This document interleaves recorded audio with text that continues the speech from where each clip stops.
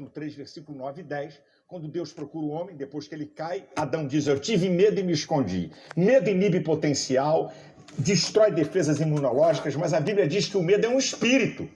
Que isso é algo que domina a mente, vontade, sentimentos e o corpo. 2 Timóteo, capítulo 1, versículo 7, diz que Deus não nos deu um espírito de medo, mas de poder, amor e equilíbrio.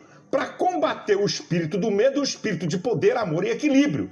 Preste atenção, todas as vezes que Jesus se encontrava com alguém ou com situações de adversidade, ele trazia palavras de ânimo. Lembra de Jairo, que estava com a filha doente? Jesus estava indo para a casa dele, no meio do caminho vem a resposta que a garota morreu. Marcos capítulo 5, versículo 36 e 37. Disseram para Jairo, não perturba o mestre não, porque a tua filha está morta. Qual foi a resposta de Jesus?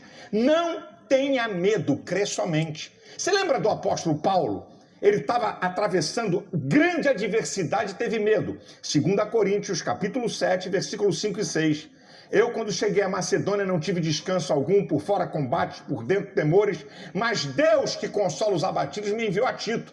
Deus não mandou zap com bobagem para Paulo, não. Deus não mandou zap para assustar Paulo, não. Deus mandou Tito para consolar Paulo e falar coisas boas.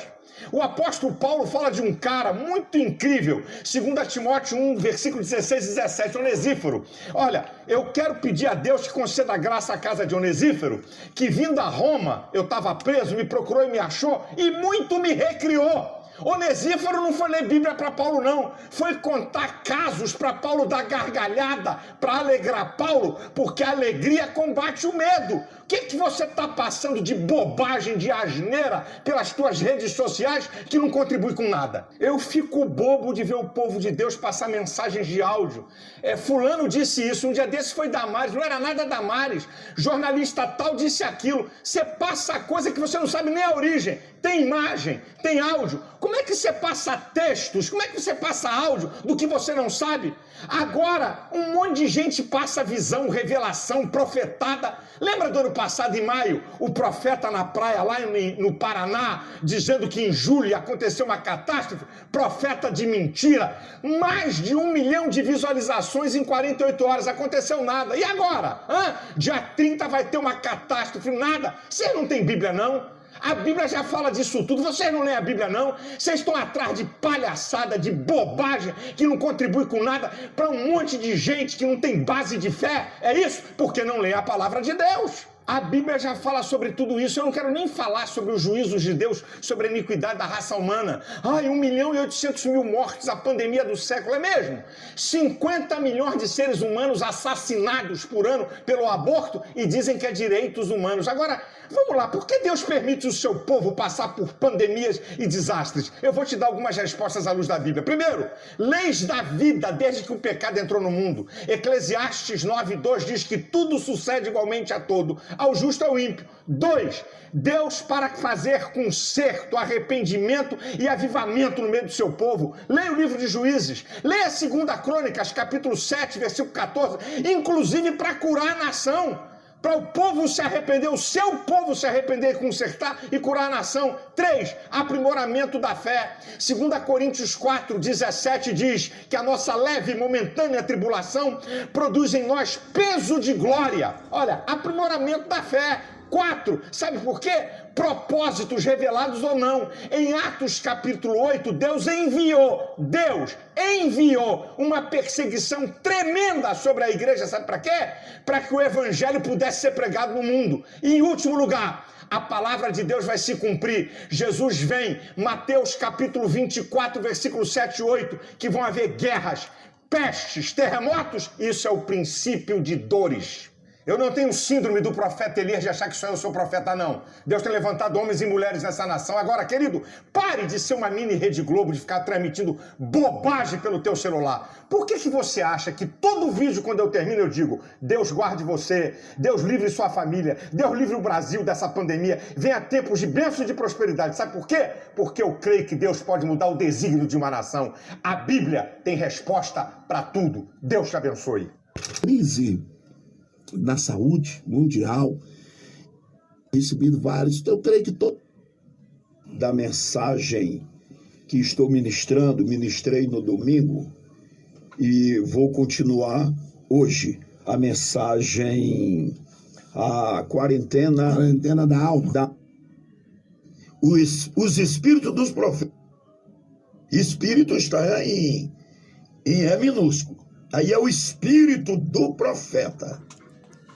Cuidado para não dizer que você controla o Espírito Santo. O Espírito Santo é Deus. Jamais. O espírito do profeta, dos profetas, estão sujeitos aos profetas. Sabe o que é isso? Maravilha. Emoção. Minhas emoções estão sujeitas ao meu controle. Aleluia. Eu devo controlar as minhas emoções. Quando eu tenho um culto racional, com as minhas emoções controladas, glória a Deus, pregando Bíblia, Deus pode e faz milagres a hora que Ele quer. Mas os espíritos dos profetas estão sujeitos aos profetas. Eu posso controlar minhas emoções para que eu não extrapole e não fale coisas que é impulso das minhas emoções e dizer que é Deus que está fazendo, que é o Espírito Santo que está falando.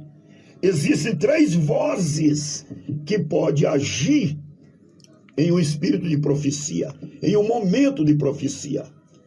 A voz do Espírito Santo, a voz da mente do próprio homem e a voz maligna. É fácil conhecer quando é maligna, porque as obras do diabo são conhecidas.